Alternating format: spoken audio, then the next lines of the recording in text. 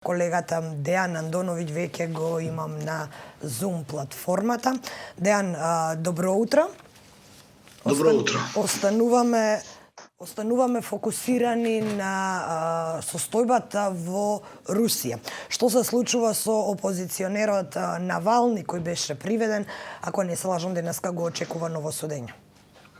Да, откако беше на 2 февруари осуден на 32 месечна затворска казна, нели, односно 2,5 години за кршењето на условната казна, односно не се вратил во Русија на време и не се пријавил на судот. Денеска ново судење го чека, овој пат за клевета, и овој пат таа клевета се однесува кон лице, односно лица кои ја легитимирала уставноста на изборот на Владимир Путин за председател на САД. Практично клеветата се однесува кон подржувачите на Путин и кон самиот Путин.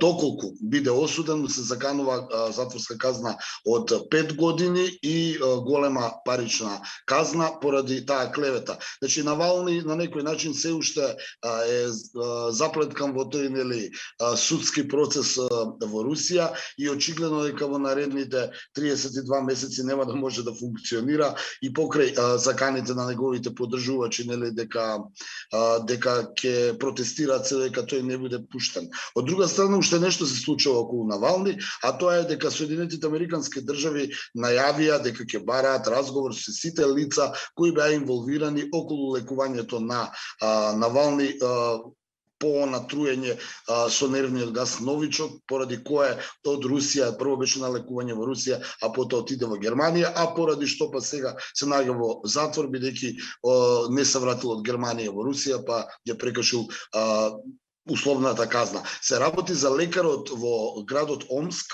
кој го лекувал Навални. Тој утринава е најден починат, односно починал од засега неразјаснети околности.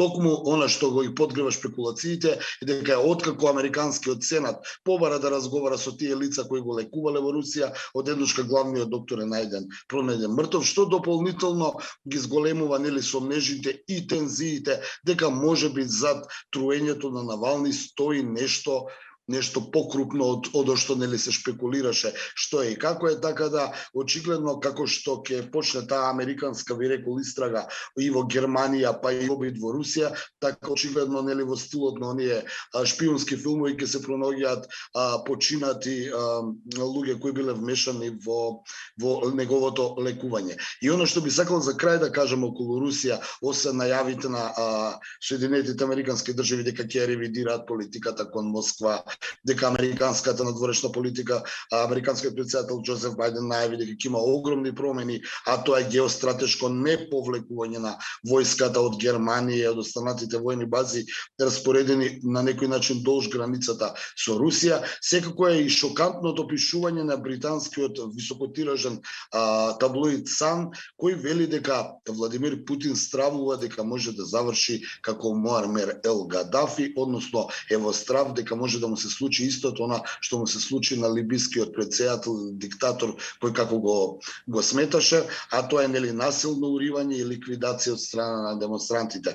А овој британски таблоид пренесува изјави на одредени високи поранешни руски бизнисмени и политичари кои се пребегнати во Англија, односно во Велика Британија, и тие тврдат дека Путин е толку исплашен дека може да се случи либиско сценарио, поради што и ги преземе овие, како што тој вели, репресивни мерки, а тоа е гушење на опозицијата, брутално гушење на протестите, брутално гушење на демократијата во Русија. Ќе видиме што од сето тоа, Кристина, ќе се случи. Ми се чини дека премногу шокантно и премногу големо тврдење за сепак се работи за председател на Русија. Не верувам дека може такво нешто да се случи, но ајде да видиме она што го пренесува британските медиуми. Русите го сметат како уште еден дел или сегмент од медиумската војна која Западот ја започна против Владимир Путин и руската власт со доаѓањето на новиот председател во Белата куќа.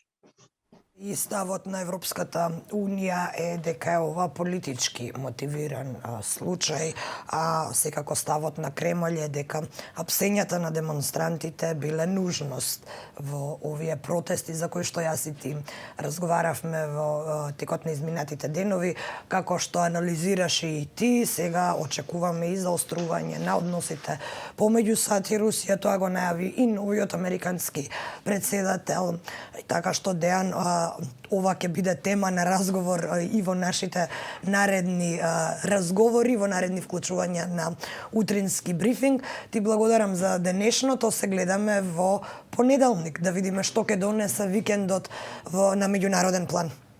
Благодарам. Протести секако ќе има, ние имаме традиција у понеделник да ги анализираме, така да веројатно приврзаниците на Навални повторно ќе излезат на улиците да бараат негово ослободување. Така е, Дејан, ти благодарам за ова вклучување.